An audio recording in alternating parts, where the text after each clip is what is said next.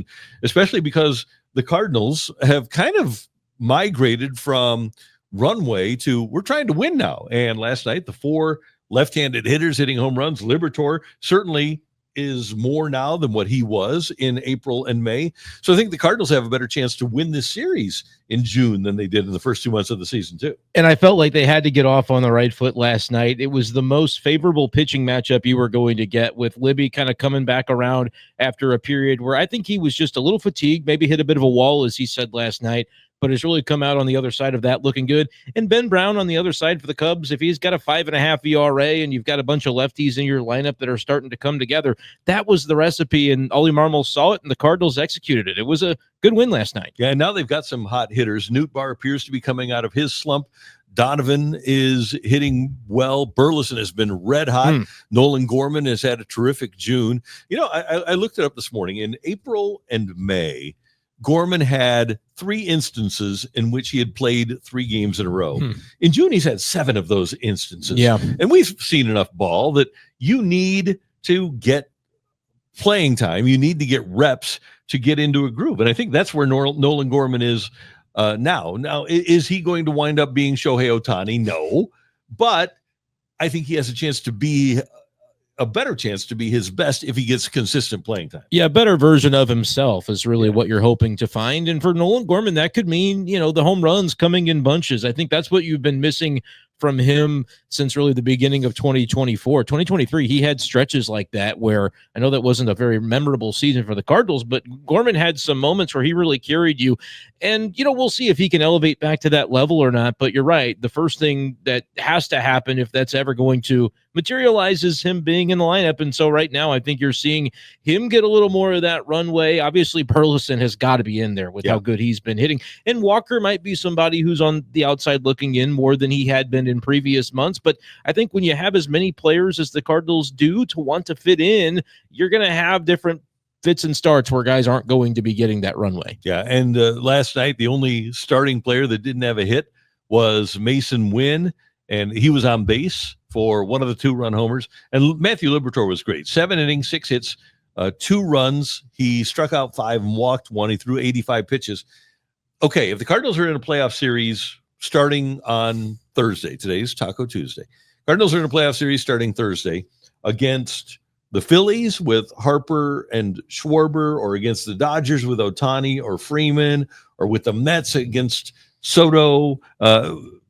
I'm not so sure that Matthew Liberatore doesn't start game 1 of the playoff series for me against the really good team. I'm still Sonny Gray. I know you've got maybe some different thoughts on Sonny Gray in the playoffs. Especially against lefties and especially on the road. That's a fair point, too, because you're unlikely at this point. Maybe the Cardinals make the playoffs, but are they hosting that wild card series? Probably not. So that is a factor to consider. I think either way, Liberatore's in one of those first 2 games, though. If not the first one, he's in the next one. And that's not something we would have said going back to March. I mean, just had no idea that this guy was going to get the runway from the Cardinals to say sink or swim as a starter. We're going to find out this year, and then to execute the way that he has, to have sub-4 ERA, a career high in innings, by the way, already at the MLB level. Now, he threw like 126 innings in 2023, but that was crossing between minors and majors.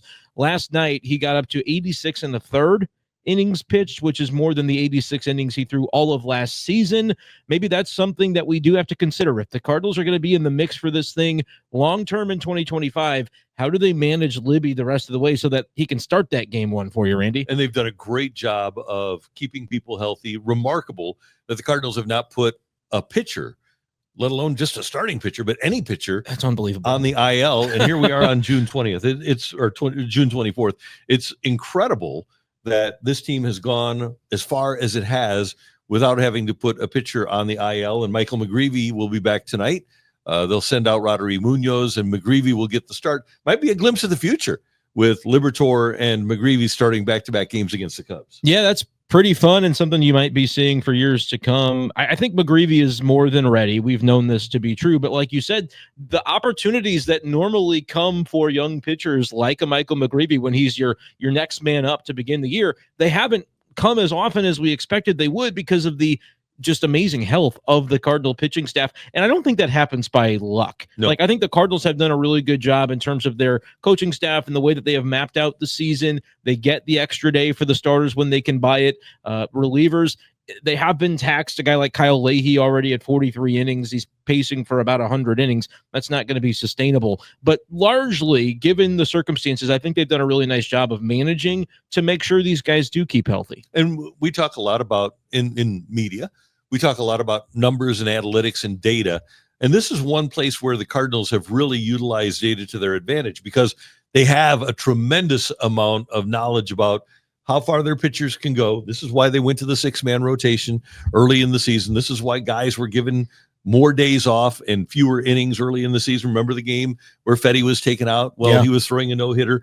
Well, there's a method to the madness. On that particular day, he threw 88 pitches, and the Cardinals weren't going to let him go past 90. And that happens a lot with the Cardinals. But if you're looking for a reason as to why nobody is wound up on the IL, that's it. Now, the Dodgers do basically the same thing, but I kind of think the Dodgers, and tell me if you agree with this, Brendan. Okay. I think some of these injuries that they have are more preservation on the IL for 10 days of preservation rather than a shoulder impingement or elbow discomfort or anything like that. You're not supposed to do the phantom IL anymore, but still to a degree that probably happens. But there have also been names like a Tyler Glasnow has been out for them, and he is probably somebody that's going to pop up in September. It's like they are getting that automatic qualifier role to the playoffs, and they're waiting maybe for some of those guys to be maximized when the season matters the most. You can debate whether or not that's actually happening to some degree, but I do think there's something to be said for, I know swing and miss matters a lot in the modern game, but when you think about the types of arms the Cardinals have versus the types of arms the Dodgers have, the Dodgers are teaching all of the swing and miss and the spin, and they have guys who can do it, but that doesn't always lead to longevity. And it's maybe a little bit old school to say, hey, we've got a good defense, we're going to pitch to contact, but the Cardinals have perhaps benefited from that as well with keeping their guys healthy. And it's funny with the Dodgers because Tyler Glasnow was always injured with the Rays, right? And a guy like Blake Snell, the first time Blake Snell ever went 7 innings in a major league game, even though he had pitched since something like 2017, maybe it was even 2016. First time he ever went 7 innings in a game was last year when he threw that no-hitter for the Giants. Yeah. So they know what they're getting into.